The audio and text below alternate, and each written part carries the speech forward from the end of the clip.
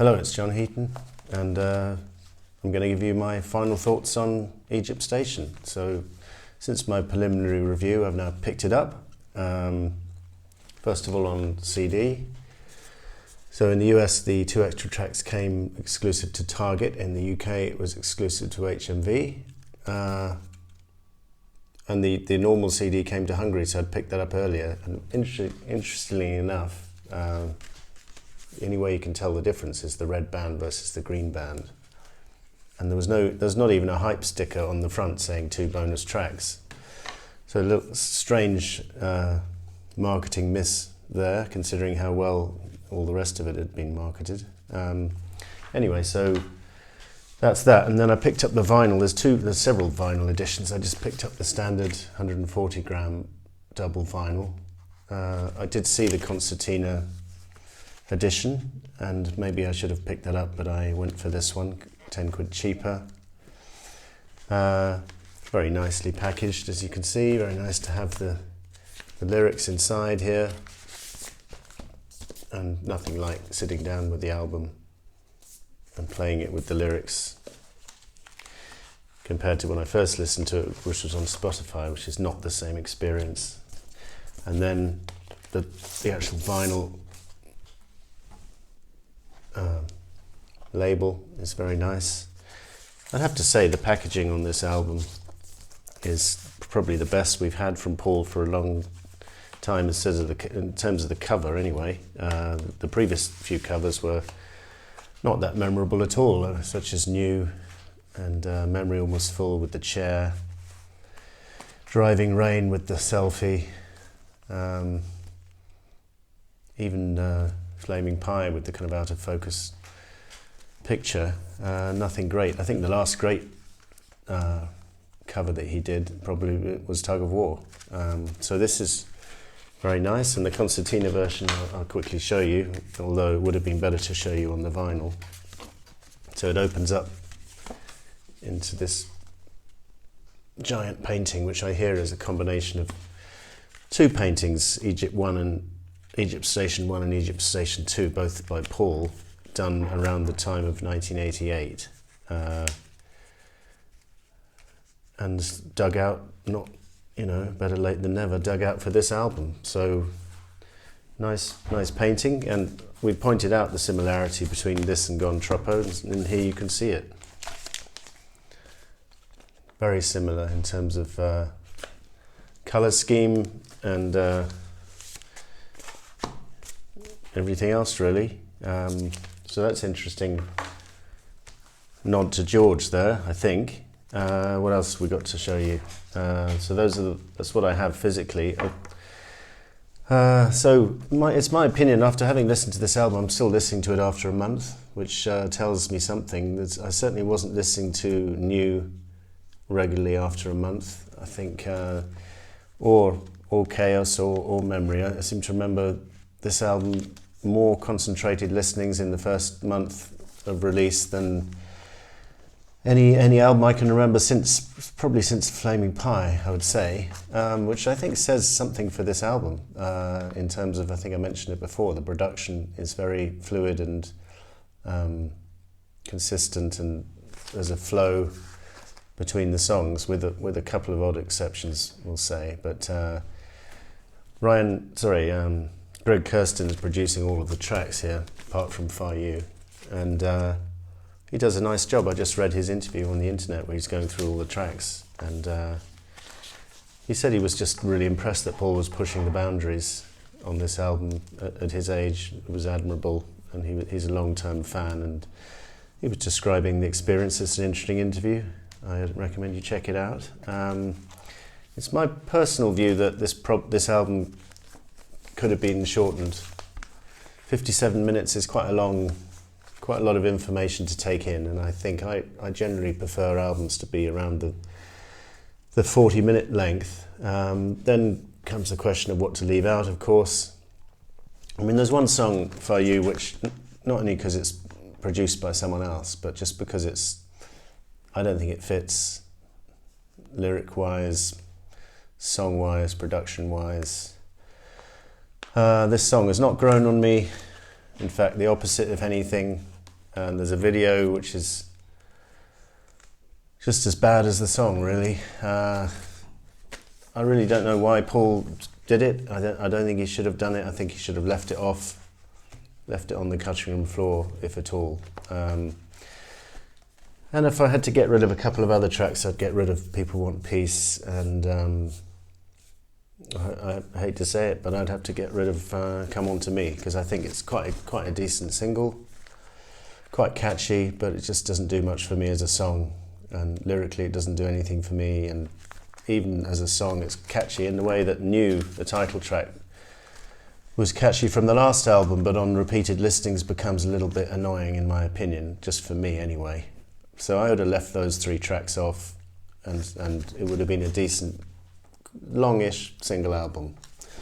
So that's just my view. Talking of Far You, you've probably heard that on Apple Records there was a single by a group called Brute Force, 1969, called King of Far, and no one played it on the radio, and EMI refused to press it, so Apple just pressed a few thousand copies privately, and apparently it never made the shops in any numbers, so didn't chart or anything, but it was produced, or George Harrison was involved in overdubbing some strings with the Royal Philharmonic Orchestra, and it's available on this CD, The Best of Apple Records, which also has Sour Milk Sea from Jackie Lomax, and Those Were the Days, Mary Hopkin, and various other gems, like Golden Slumbers from Trash, Give Peace a Chance, Hot Chocolate Band, Come and Get It, Badfinger, Ain't That Cute, and Doris Troy. Just some great songs on this compilation. I tried to look for it on vinyl, but I don't think it ever saw a vinyl release. It would be nice if it was available. But I think it's just CD only. So King of Far, Brute Force, check that out. I think it's more amusing use of the F word, or the disguised F word, on this than on when Paul tried it. Just my opinion. You can listen to both and make up your mind. But yeah, I think the less said about Paul's track, the better, to be honest. So in terms of where I would rank this album, you know, compared to his other albums, it's difficult. In terms of the singles, I think it's, as I said, it's weak because I don't like the singles, apart from I Don't Know, which was the 3rd single, which wasn't really a single, but it was released in advance. That's a decent track. But in terms of the singles, I guess the previous album, New, with the singles New and Queenie Eye, they're better than Come On To Me and Far You. But in all other respects, I think this is a better album than New, and I know not all of you out there would agree with that. And I think that's not just down to production, I think it's down to the consistency of the material, those singles aside. I think this is a really strong collection, and when it's good, it's very, very good. Obviously New had some tremendous highlights, like Appreciate in Early Days, but I think the highlights on this one, I think the ballads are stronger on here, Hand in Hand and Happy With You and Do It Now. And then I think Despite Repeated Warnings is the best thing he's done in years and years. Similar to Beautiful Night from Flaming Pie, but actually I think it's a more interesting lyric. And of the two, I don't know if I prefer it to Beautiful Night, because Beautiful Night's a classic, but at the end of the day, Beautiful Night's just a love song. Despite Repeated Warnings is an impassioned plea for those not hearing the warnings about climate change to take things more seriously, and I think it's more moving as a result. And I love it. When I first heard Despite Repeated Warnings, I thought I was a little bit troubled by the change in tempo and, you know, the medley structure. Took a few listens for that to hit home. But as with a lot of Paul tracks, repeated listenings, they do grow on you and they just creep into your consciousness, and they sound perfect after a few listenings, and you're wondering why you ever doubted it on the first listen. A few people have said that to me about this album. I think that the same is true of a track like Do It Now. When you first hear it, you think, okay, that's quite nice, and then when you hear it a few times now, I mean, I think it's a bit of a classic. Melodically, and the backing, the little vocal plays he does in the middle, reminiscent a bit of Mother Nature's Son, just gorgeous. Caesar Rock was a track which didn't overwhelm on first listening, but is quite nice the way it fits into the album, just played on one chord. And then, as I say, the highlights of this album, you know, when it's good, it's just brilliant. And Dominoes is a brilliant track. 5 minutes of brilliance here at the beginning of side 3 on the vinyl. The medley at the end, Hunt You Down, Naked, C-Link. I think Hunt You Down is probably one of the weaker tracks on the album, although it's interesting musically, just vocally.